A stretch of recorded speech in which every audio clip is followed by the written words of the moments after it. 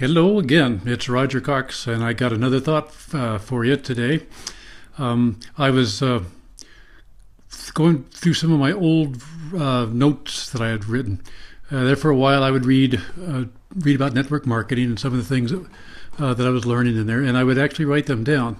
And so I got a little journal, a little notebook of quotes and things that I have written down, and I was going back through that today, and I come across this one, and I wanted to share it with you.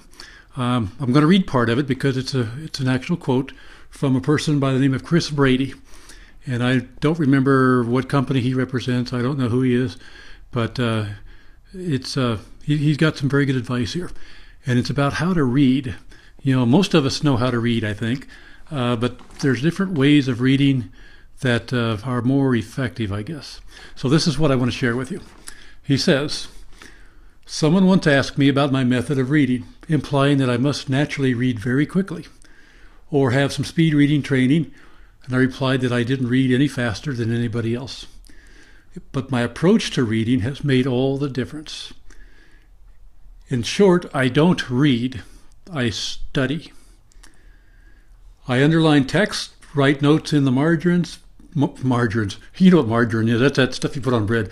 I write notes in the margins, fill the back pages with ideas and comments, and if necessary, I argue with the author. Books are to be devoured, recordings are to be memorized, and conferences are to be experienced to the maximum. I encourage people to treat their learning as a full contact sport." Can you imagine that? Reading and study as a full contact sport? "I encourage people to treat their learning as a full contact sport, one in which they crash ahead into new awakenings with the vigor of a professional athlete at the peak of his training. Except that, for those of us who make learning a lifetime profession, there never has to be an end. There are no career-terminating injuries, no definite arrivals or finish lines. It's a never-ending journey of progress and discovery that invigorates our lives." So you don't have to read really fast. We're advised to do reading, and to develop ourselves and to improve our businesses and our actual way of life in which we live. And so we do a lot of reading, but you don't have to read fast. In fact, it might be better if you slow down, digest it, apply the things that you're reading. Do like Chris says, argue with the author, write things down, just digest it. Get it in your system and apply it.